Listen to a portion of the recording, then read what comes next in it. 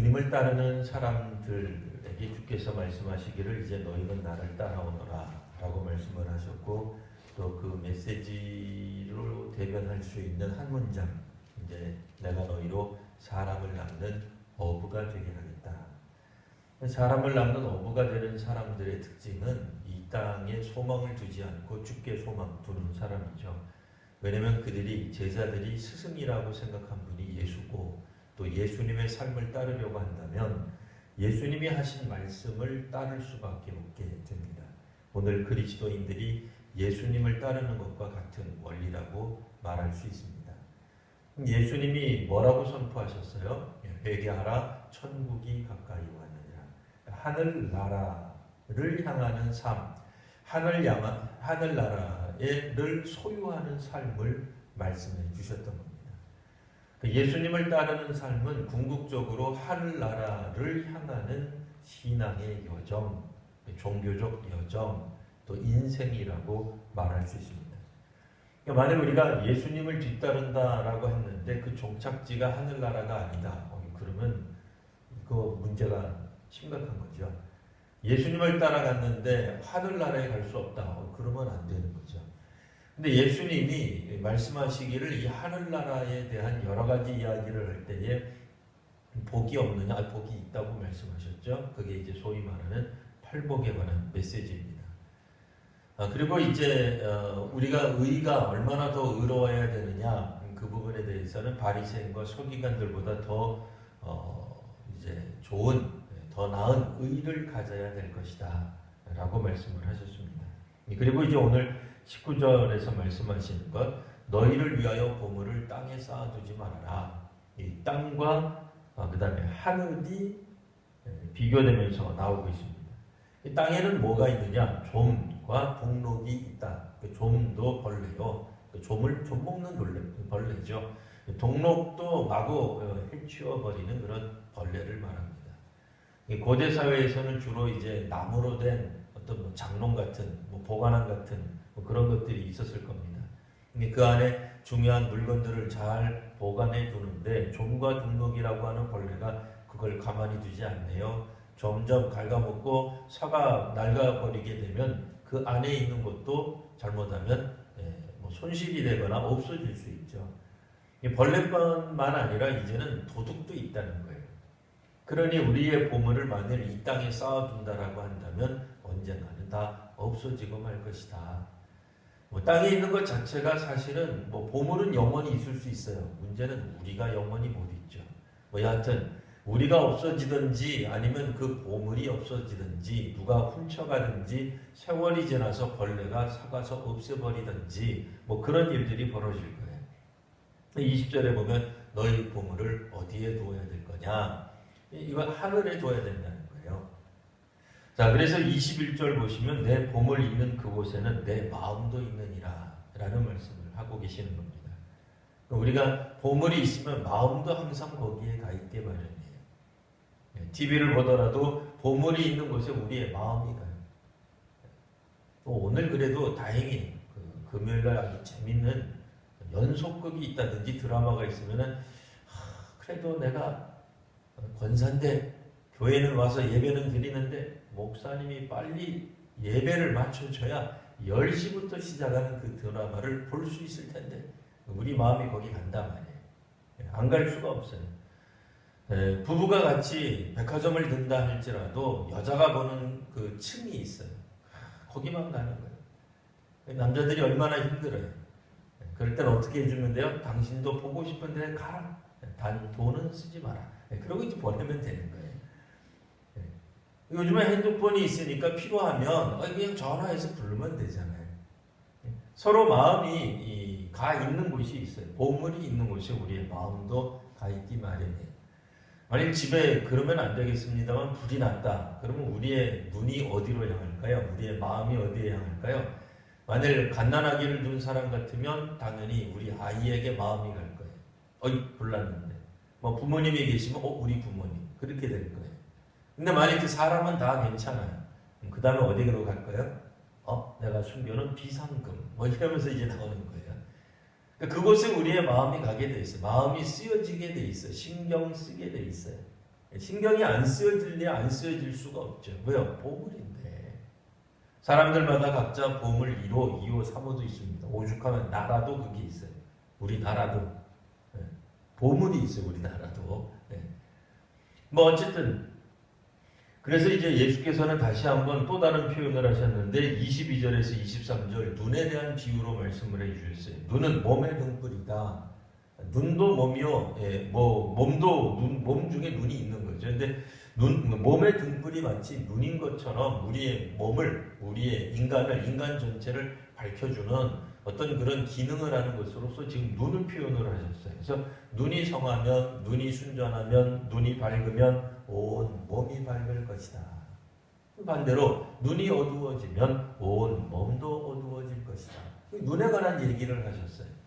결국 앞에 있는 이야기랑 우리가 이렇게 비교해서 읽으면 눈이 밝은 사람, 눈이 순전한 사람, 눈이 성한 사람은 누구겠어요? 보물을 하늘에 둔 사람이죠. 하늘에 두었기 때문에 거기에는 어때요? 도둑도 들어오지 못하고 좀이나 동록이 들어오지도 못해요. 도둑질할 수도 없어요. 그러니 마음이 어떻게 하는 거예요? 평안하다는 거죠. 마음이 밝을 수밖에 없어요. 잘 보이기 때문에 밝다는 얘기가 등불이 환하기 때문에 지금도 이제 막 등을 막 여러 개를 켰어요. 또 저는 설교한다고 등을 여러 개를 착 켰어요. 성도님들은 잘 모르시겠지만 저는 지금 되게 따뜻해요. 왜냐면 등이 좀 많이 비춰지기 때문에 그 밑에서는 추울지 몰라서 여기는 따뜻해요. 나중에라도 나는 추워 죽겠는데 하시는 분들은 빨리 신학교를 졸업하셔서 목사가 되세요. 그래서 여러분들이 설교를 하시면 슬슬 이제 열이 이렇게 쫙 올라옵니다. 여기는 따뜻한 자리예요. 하여튼 이 빛이 비춰진다라고 하는 건 뭐 우리가 밝게 본다라는 표현도 있지만 안심이 되는 거예요. 밝으니까 보이잖아요. 내 보물이 어디 있는지 앉았는지 다 보이는 거예요. 그러니까 마음이 밝을 수밖에 없어요. 근데 이 눈이 어두운 사람이 있어요. 왜? 미래가 캄캄한 거예요. 그거 뒀는데 어떻게 됐지? 걱정이 되는 거예요. 염려로 눈이 가리워지는 거예요. 네. 그러다 보니 그의 마음이, 그의 온 몸이 어두워질 수밖에 없어요. 그 사람은 누구예요? 땅에 보물을 쌓아둔 사람이라고 말할 수 있습니다. 땅이라고 하는 건 뭐겠어요? 우리가 가지고 있는 그 모든 것들이 사실은 땅이 될 수 있어요. 예수님을 따르게 되면서 새롭게 보게 되는 새로운 시각, 하늘나라 이외의 다른 것들은 땅이 될 여지가 많습니다. 자, 그러니 땅에 마음을 두고 있는 분들은 어떻게 되겠어요? 눈이 어두운 사람과 마찬가지. 온 몸이 어둡게 돼 있어요. 반대로 하늘에 소망을 둔 사람, 그러니까 정확하게는 하늘에 보물을 쌓아둔 사람. 우리의 눈이, 보물이 있는 곳에 우리의 마음이 있죠. 우리의 눈길이 가는 거예요. 눈이 거기로 가요. 왜? 마음도 눈도 몸도 사실은 다 하나예요. 우리가 우리의 눈이, 우리의 마음이 보물이 있는 곳을 향하기 때문에, 만약 하늘에, 왜냐면 예수님이 선포하신 나라는 하늘나라이니까 하늘에 우리의 보물이 있는 사람들은 자꾸 하늘만 봐요. 걱정돼서가 아니라 우리의 보물이 거기 있기 때문에 그래요. 자연스럽게 눈길이 그 길로 갈 수밖에 없어요. 근데 반대로 보물을 땅에 쌓아둔 사람들은 예수님을 따르면서도 그렇다는 거예요. 예수님 안 따르면서 그렇다기보다는 사실 예수님이 예수님 따르는 사람들에게 이야기하실 때에 물론 예수님 안 따르는 사람들도 땅에 소망을 두겠지만 예수님 따르는 사람들 중에도 여전히 땅에 보물을 쌓아두는 사람이 있어요. 오늘날에는 뭐 여러 가지로 자기를 홍보합니다. 뭐 옛날에는 PR 그러면 뭐 PR 건 피하고 알릴 건 알린다. 그래서 홍보가 PR이다. 뭐 그랬는데 어쨌든 요즘은 SNS라고 하는 건 뭐 페이스북이 되었던 뭐 카카오 뭐 스토리가 되었던 뭐가 되었던 알리고 싶은 것을 알리는 거예요. 자기가 소망을 둔 마음에 둔 것을 사람들이 아주 그냥 그거를 붙들고 있는 거죠. 여하튼 하늘에 소망을 두고 있다면 그 사람은 담대해질 수 있어요. 마음이 환해지는 거예요. 이 땅에 있는 것들은 다 없어지고 사라지게 돼요. 물론 여기서는 보물이지만 우리에 대한 흉도, 우리에 대한 어떤 그런 사람들의 비난조차도 사라지게 될 거예요. 심지어는 우리의 목숨도 이 땅에서는 사라지게 될 거예요. 목숨을 붙들고 있는다 한다 할지라도 그걸 언제까지 우리가 붙들고 있겠어요? 물론 저도 하나님 앞에 가끔 기도합니다. 하나님 기왕이면 저한테도 신유의 은사를 주셔서 막 손대고 기도하기 전에 마음속으로 예수님처럼 기도하면 막 성도들이 벌떡벌떡 일어나고 귀신이 쫓겨나고 그런 역사가 있기를 원해요. 근데 이제 문제는 뭐예요? 나사로를 예수님이 살려주셨는데 나사로 지금 어떻게 됐는지 아세요? 나사로 죽었어요. 2000년 전에. 세상에. 나사로 인간적으로 보면 얼마나 불쌍해요. 2번 죽었어요. 아니 한 번 죽는 것도 힘든데 2번이나 죽었네. 물론 이제 나사로는 2번째 죽었을 때 소망 가운데 죽었을 수 있겠습니다만 뭐 여하튼 인간적으로는 사실 뭐 그다지 좋은 경험은 아니었을 거다. 뭐 이런 생각이 들어요. 우리가 이 땅 위에서 아무리 병이 낫는다 할지라도 기적적으로 살아난다 할지라도 위험과 뭐 남들은 뭐 다 교통사고 당해서 뭐 전치 몇 주에 뭐 심지어는 죽은 사람도 있는데 나는 약간의 찰과상만 있었다. 할렐루야. 그럴 수 있어요. 그게 나쁘다는 게 아니에요. 그렇게 하나님 우리 보호할 수 있어요. 근데 특별히 하나님이 나만 보호하시는 게 그러면 일평생 일어나느냐 말이에요. 그래요. 나도 언젠간 죽어요. 그렇죠? 사고로 안 죽을지 모르지만 천주를 다해서 죽을 수도 있는 거예요. 우리가 이 땅에 소망을 두는 사람들은 그래서 무슨 생각을 해? 안 죽을 생각을 하는 거죠. 불로 장생할 생각을. 우리는 영생을 소유한다는 표현을 할 때 죽음도 기꺼이, 이 땅에서의 죽음도 기꺼이 받아들이고 하나님 나라, 하늘나라 들어가 주님과 더불어 영원히 사는 영생을 소망하는 것이지 이 땅에 우리의 영원한 생명을 추구하는 건 아니거든요. 이 땅에 속해 있는 것들이 무엇이든 그게 때로는 자녀가 될 수도 있어요. 나 자신일 수도 있어요. 나의 명예, 나의 자존심이 될 수도 있어요. 심지어는 우리 자신이 갖고 있는 신앙적 업적이 우리의 보물이 될 수도 있어요. 이 SNS 보면은 어찌나 이렇게 신앙적으로 자기 자랑질을 하는 사람들이 많은지. 한편으로는 참 사람들이 부러워요. 또 부러워하면 옆에서 그래요. 부러우면 지는 거다. 뭐 참 뭐 어떻게 해야 되는지 잘 모르겠는데 뭐 여하튼 우리가 자랑하고 싶은 것으로 가득 차 있는 이 땅을 떠나서 과연 천국에 가면 뭘 자랑할까? 그 사람 자랑하는 거 우리도 다 갖고 있을 텐데. 그죠? 천국에 가면. 지금은 아니죠. 지금은 우리의 집이 20평밖에 안 될 수 있어요. 남은 100평. 그럼 막 부러워요. 뭐 목사님 저도 그런 마음이 들겠죠. 뭐 교인이 1000명, 10,000명이다. 막 부럽죠. 근데 그런 게 무슨 소용이 있겠어요? 천국에 가면. 그러니 우리의 보물을 천국에 두는 사람, 그러니까 천국에 있는 것, 뭐 당연히 하나님이 되죠. 그 중심에는.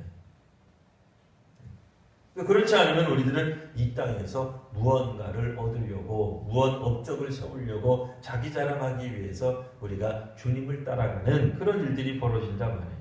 물론 이제 오늘 본문 안에서는 이제 재물 이렇게 이제 나와 있습니다. 자, 그 다음에 24절에서 보시면 한 사람이 두 주인을 섬기지 못한다. 하나는 미워하고 하나는 사랑하거나 하나는 중히 여기면 하나는 경히 여길 수밖에 없다. 그러니까 우선순위가 바뀔 수밖에 없다. 우선순위가 정해질 수밖에 없다. 뭐 그런 얘기예요. 자, 그러니 하나님과 재물을 겸하여 우리가 섬길 수 없다. 문자 그대로 이게 재물, 그러니까 보물이 될 수도 있어요. 문자 그대로. 근데 우리가 너무 문자적으로 보시면 과연 우리가 하늘에 무슨 재물을 갖다 두겠어요? 여기서 말하는 재물은 문자적으로 첫 번째는 재물일 수 있어요. 근데 천국에 우리가 재물을 갖다 두는 건 좀 이상하잖아요. 그러니까 재물로만 보기에는 조금 한계가 있으니까 듣는 사람들이 당장 이해는 되는데 우리가 천국에 재물을 갖다 두는 건 아니니 두 번째 뭐겠어요? 그러니까 소중한 거예요. 신뢰하는 거예요. 신앙하는 거예요. 붙들고 있는 것들이에요.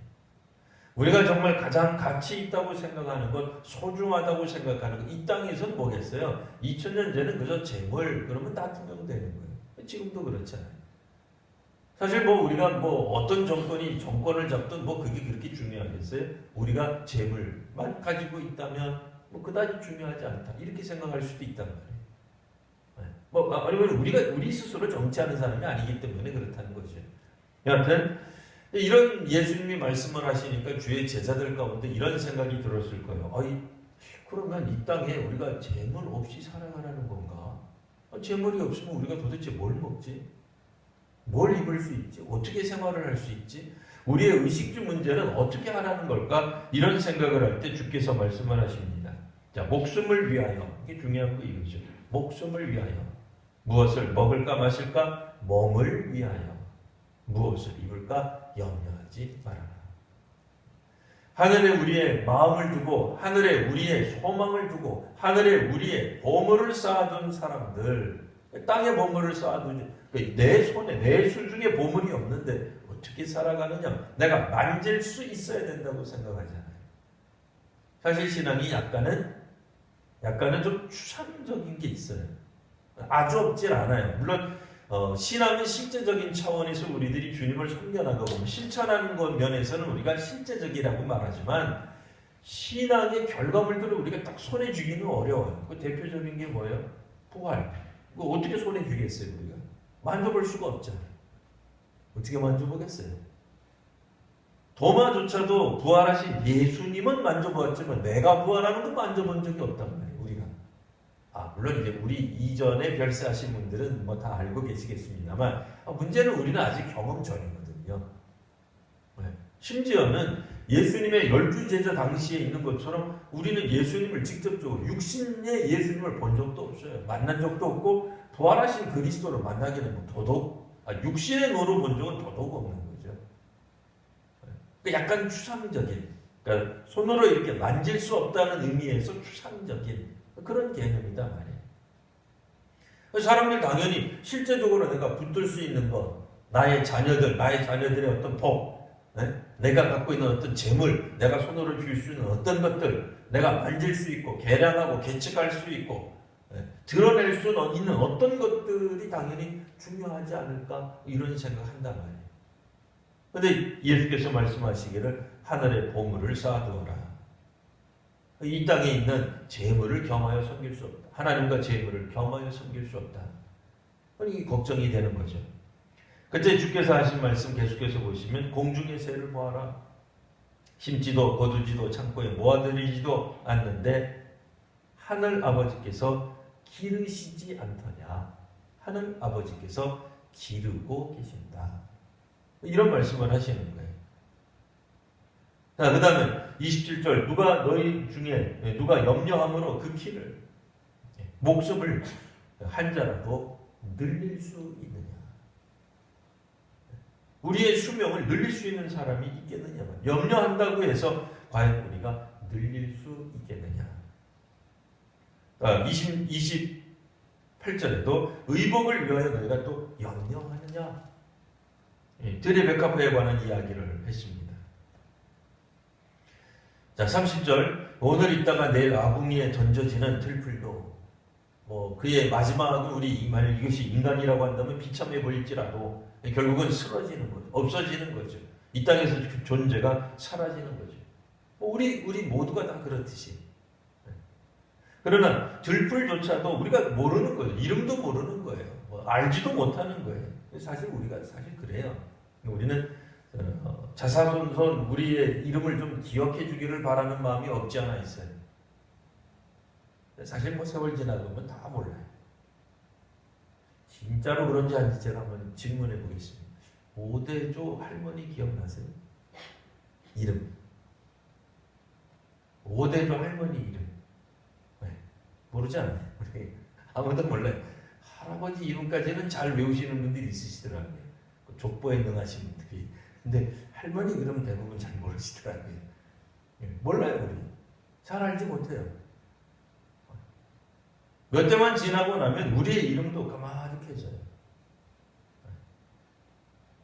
제 자녀들에게 저의 아버지, 저의 어머니, 그 다음에 그의 할아버지, 저한테 할아버지, 할머니 이름, 그러면 이제 몰라요. 당연히 모르죠. 아이들 어떻게 알겠어요.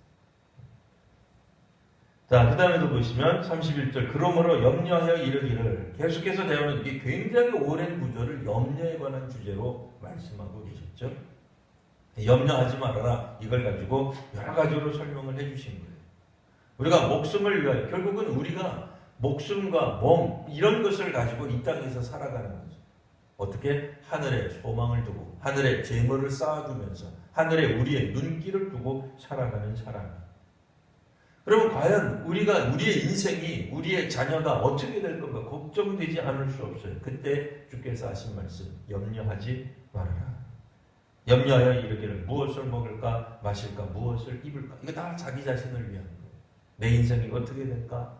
예수를 따라가다 보면 이거 과연 우리가 과연 아버지로부터 물려받을 이거 내가 완수할 수 있을까? 뭐 5만 가지 생각 들잖아요. 마태복음 읽기를 따르면 첫 번째 제자들의 직업이 어부였어요. 예수님이 그들에게 말씀하시기를 사람을 낳는 어부가 되게 하겠다. 청천벽력 같은 얘기죠. 굉장히 우아하게 들리지만 도무지 어부와의 삶과는 거리가 먼 거예요, 사실은. 이제는 어부로 돌아가기도 어려운 거예요. 예수님 따라가다가 과연 자기의 전문성도 사라질 수 있어요. 나중에는 부모들에게, 아버지에게 유산을 받을 때 유산상 속에서 밀릴 수도 있을 거예요. 그렇잖아요. 예수님 계속 평생 따라다니다 보면 집에도 못 들어가잖아요. 그럼 집도 버리고 나왔거든요, 이 사람들이. 예수님의 제자라고 하는 사람들이, 게다가 예수님 따라다닐수록 예수님이 팔복 마지막에 하신 말씀은 기가 막히죠. 내 이름을 위하여 핍박을 받은 자는 복이 있나니. 와, 예수님 뒤따라가면 그의 끝은 박해예요. 불보듯 뻔한 거예요. 영광에 관한 메시지가 거의 없어요. 심지어는 천국이 그들의 것이다 라고 말씀하실 때조차도 마음이 가난한 자는, 심령이 가난한 자는 복이 있다. 예수님 따라다니면 가난해지는구나. 그 틀림없는 얘기예요. 네. 뭐 학자들에 따라서는 이미 가난해진 사람은 복이 있다. 뭐 여러 가지로 해석하는 사람이 있지만, 글쎄요, 뭐 제가 성경 읽을 때는 그렇게 읽혀지기보다는 예수님 뒤따라가는 제자로 나가는 사람, 제자도, 그러니까 오늘로 우리 말하면 신앙으로 나아가는 사람이에요. 예수 믿게 될 때 우리는 어떻게 된다는 거예요? 가난해진다는 거예요. 이거 참 큰일 났죠. 마음이 가난해져 버려야 돼요. 그러면 천국이 그들의 것이에요. 기가 막힌 거죠. 게다가 맨 마지막에 무슨 복이라고요? 박해를 받는다는 이야기까지 나온단 말이에요. 그러니 예수님 뒤따라갈 때 뭐라도 우리가 희망적이고 우리의 삶이 풍성해지고 뭐 이런 것들을 잔뜩 기대하고 나갔던 사람들은 이쯤에서 이제 예수님으로부터 등 돌릴 수밖에 없는 거예요. 포기해야죠. 빨리 포기하는 게 낫죠. 땅에 소망을 두는 사람, 땅에 보물을 쌓아두는 사람은 그런 의미에서 예수님을 계속 뒤따라가기에는 버거울 거예요. 힘들 거예요. 벅차죠. 한국교회가 70년대 이후 경제성장으로 말미암아 교회 성장도 가지고 왔습니다. 숫자적인 성장을 가지고 왔어요. 그때부터 사라진 메시지 중에 하나가 뭐죠? 고난에 관한 메시지가 사라졌어요. 십자가에 관한 메시지가 사라졌어요. 하기는 해요, 십자가를. 어떤 메시지를 해요? 십자가에 달리신 예수님을 믿을 때 우리가 구원받는다. 그 얘기는 해요. 내가 지고 가는 십자가는 얘기 잘 안 하는 거예요. 점점 사라지는 거예요. 왜요? 예수님을 통하여서 우리가 뭐 삼박자, 뭐 혹은 오중, 뭐 사중 축복을 받기에 급급했단 말이에요. 왜? 실제로 또 그런 일들이, 역사들이 일어났어요. 그러다 보니 그들이 모델이 되어버렸어요. 우리 모두가 다 어느 순간 예수님을 따르면서 결국 우리의 마음이 이 땅에서 성공하고 이 땅에서 잘 되는 쪽으로 마음이 뺏겨지기 시작한 겁니다. 자, 이런 상황 가운데서 다시 한번 예수님이 말씀하십니다. 예수님 뒤따른다고 하는 건 뭐냐? 땅에 보물을 쌓아두는 것이 아니라, 땅에서 영광을 취하는 것이 아니라 하늘에서 영광을 취하는 것이다. 하늘나라에 들어가는 것이다. 그러니까 하늘나라를 바라보고 우리가 하늘나라에 우리의 보물이 들어가 있는 사람은 이미 천국 시민인 거죠. 뭐 아직 거기 들어가지는 않았으나 거기를 바라볼 수 있는 능력이 생긴 거예요. 그런 의미에서 우리가 구제하거나 기도하거나 금식할 때도 사람들에게 보이려고 하지 아니하고 어떻게 해요? 보이지 아니하는 하나님, 은밀한 곳에 계시는 하나님께 할 수 있는 거예요. 굳이 사람들에게 보이려고 구제하고 기도하고 금식할 필요가 없는 거예요. 여전히 그들은 어디를 향해 보고 있는? 땅을 향해 보고 있는 거예요. 왜? 사람들이 나를 칭찬해 주는 것, 그거에 관심이 가 있다. 근데 하나님께 칭찬받으려고 하고 하나님께 인정받으려고 하는 사람은 하나님 앞에서만 잘하는 거예요. 근데 예수께서 말씀하시기를 하나님은 은밀한 중에 계신다. 오른손 하는 일을 왼손이 모르게 해야 되는 거예요. 기도를 하더라도 골방에서 그것도 문을 닫고 해야 되는 거예요. 금식을 하더라도 우리 얼굴을 최하게 하지 말고 머리에 기름을 바르고 얼굴을 깨끗이 씻어서 남들이 볼 때는 금식하는지조차도 모르게 만들어야 되는 거예요. 그게 깊은 영성이에요. 프랭카드 걸고 내가 40일 동안 금식 기도를 하루에 1년에 10번씩 한 10번 할 수도 없겠습니다만 몇 번씩 한 사람입니다. 라고 현수막 걸 일이 아니다 말이에요. 그런 사람들이 더 은혜롭고 더 신비롭고 할 게 아니에요. 사람이 신비해봐야 뭐 얼마나 신비하겠어요. 사람이 신비하지 않습니다. 하나님이 신비한 거예요. 사람이 신령하지 않아요. 하나님이 신령한 거예요. 사람은 완전하지 않아요. 하나님이 완전한 거예요. 그러니까 우리는 완전한 우리가 하나님께 예배를 드리는 게 아니라 완전하신 하나님을 우리가 예배하는 거예요. 사람들이 이게 우선순위가 뒤바뀌면 자꾸 헷갈리는 거예요. 사업적으로 성공하고 기도해서 응답받고 또 어떤 것들을 보고 누리고 이루어지는 것에 너무 몰두하다가 보면 그 일을 베푸신 하나님을 잊어먹고 그 일이 나한테만 여러 차례 반복해서 나타나는 것을 기뻐하게 된단 말이에요.